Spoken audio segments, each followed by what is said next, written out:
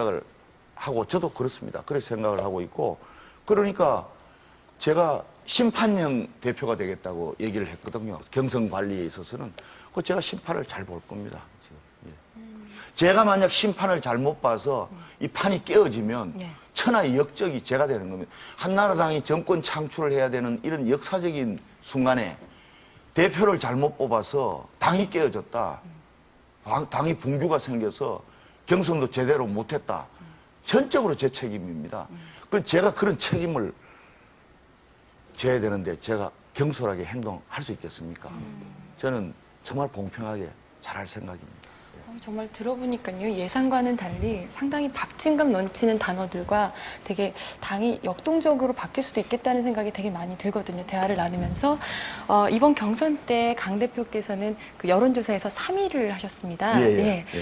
그랬는데 이제 현장 대의원 투표에서는 정말 압도적인 표를 얻으시면서 이재호 최고의원을 앞질러서 역전승을 하는 그런 짜릿한 그런 시기가 있었는데요.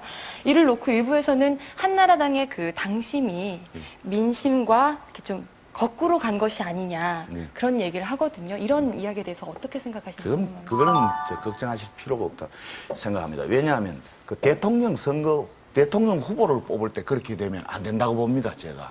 그렇게 되지도 않을 겁니다. 왜냐하면 결국은 대의원들이 우리 상품이 나중에 결선전에서 이길 상품을 뽑고 싶어 할 거예요. 국민들한테 지지율이 낮은 후보를 어떻게 전당대회에서 뽑겠습니까? 그쵸, 예. 그거는 결국 같아지는 겁니다.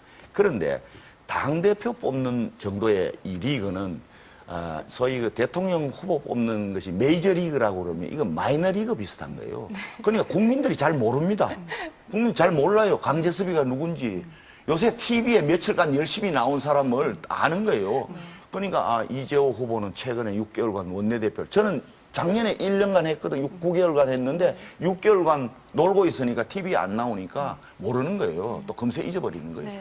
그리고 최근에 많이 나오신 우리 이규택 최고위원이라든지 전용욱 최고위원이라 이런 분들은 지지율이 높은 저는 그 인지도 비슷한 거다. 이렇게 보거든요. 그래서 무슨 당심하고 민심 뭐 차이 되는 대표를 뽑았다. 그건 틀리는 거예요. 그래서 이제 내년 12월 달까지는 제가 이제 그 대통령 후보를 잘 뽑아서 정권 창출하는데 최선을 다하고 그 이후에는 이제 하늘에 맡겨야죠. 하늘에다가. 만약 제가 정권 창출을 못했다. 그럼 저는 정계 은퇴해야 되고 한나라당을 해체해야 될 것이고 더 이상 의미가 없는 정당. 불임 정당에다가 이제 또 정권 창출을 못하면 국민이 그렇게 밀어주는데 보답 못하니 이제 정당으로서 자격이 없는 것이죠. 배수의 진을 친 심정으로 지금 뭐 돌진을 하려고 하시는데 과연 그렇다면 지금 한나라당의 현주소는 어떤지부터 좀 살펴보고 가셔야 될 것 같습니다. 지난 7월 강재섭 대표를 필두로 꾸려진 한나라당의 새 지도부. 눈에 띄는 특징은 보수적인 색채가 짙은 의원과 영남 출신의 의원들이 대거 포진했다는 점이다. 반면 권영세 의원은 선거에서 탈락하면서 소수파의 목소리를 내던 당내 개혁 세력인 소장파는 큰 부진을 보였다. 전체적으로 당이 너무 보수화되는 게 아닌가 하는 걱정은 됩니다.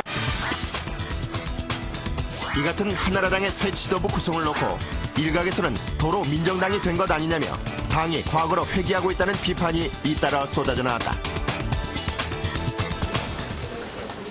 이런 가운데 실시된 당직 개편에서도 주류 체제를 더욱 강화했다는 지적을 피하지 못하고 있는 상황. 일부 의원들은 당 지도부 후퇴에 대한 우려의 목소리를 높이고 있다. 신보수 세력인가, 과거로의 퇴행인가. 보수적인 색깔이 더욱 강화된 한나라당의 현 지도부에 대한 비판과 우려. 이를 둘러싼 강재섭 대표의 돌파구는 무엇일까? 아마 이 도로 민정당 소리는 많이 들으셨을 겁니다. 뭐 실제 인정도 하셨지요? 제가 민정당인 건 사실인데요. 그 민정당 출신인 건 사실인데 그리고 민정당 하다가 한 1년 있다가 3당 합당이 돼서 이제 그 민자당 뭐 이런 식으로 쭉 왔어요. 그리고 이제 3당 합당하면서 뭐 당헌 당규 이런 것도 제가 이제 기조실장이라 해서 다 만들고 그렇게 했는데 어쨌든 제가 민정당부터 시작했으니까 오선 의원은 그 당시에 뭐 오선 의원이니까 그때 출발한 것이죠. 예. 예. 뭐 민정당뿐만이 아니라 과거 안기부 또 군의 요직을 두루 거친 그 분들이 지도부에 아, 계시다 예. 보니 그렇게 바라보시는 분들이 많은 건 사실이거든요. 예. 심지어는 한나라당은 과거로 돌아갈 능력은 있어도 미래로 나아갈 능력은 없는 정당이 아니냐는 소리도 있습니다.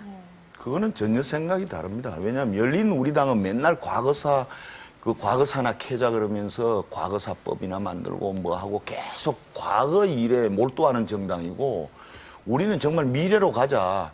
그 과거 일 자꾸 캐내는 것도 어느 정도지. 그게 그 사시장철 아침부터 저녁까지 대통령께서 대덕 연구단지도 좀 가시고 무슨 그 경제인들도 만나시고 해서 경제 부흥을 위해서 노력을 하셔야지 어떻게 해서 매일 열린 우리당은 입만 열면은 과거사위원회 뭐 과거 얘기 또 과거사 법을 만들어 놓고도 과거사 법에 따르는 위원회가 활동하면 되는데 각 기관이 개별적으로 또 과거사위원회를 만들어서 지금 또 계속 활동하고 있는 그건 또 무엇인지 아무리 그만두라 해도 그만두지 않는 그 분들이 지금 여건이고 우리는 지금 미래로 가자는 겁니다. 과거 이야기를 하셨는데 과거를 이제 더 몰두하는 것은 옛날 과거사 뭐 그것도 맞습니다. 제가 볼 때 너무 과거에 몰두해서 민생을 돌보지 않고 해서 이 모양이 된 건 저도 공감을 하는데 그렇다고 해서 옛날에 말이죠. 뭐 친일을 심하게 해가지고 우리 민족 독립 의지를 약하게 한 사람이라든가 심하게 그 인권 유리를 한 사람이라 이런 것들은 그게 그걸 고쳐야 앞으로 제대로 나갈 수 있는 거 아니겠어요? 그것까지는 대충 하고 가자. 그렇게 되면 뭐 지금 일어나는 무슨 좋지 않은 사건들, 뭐 수해 골프, 그 금방 올라가. 뭐 지금 뭐 다 지금도 그러면 미래만 생각할 수 없는 거 아니에요? 그러니까 그 어르신 말씀은 있기는 한데 과거에도 그런 건 잘못된 거 있으면은 그거는 빨리빨리 그래 우리는 그런 빨리빨리 고치고.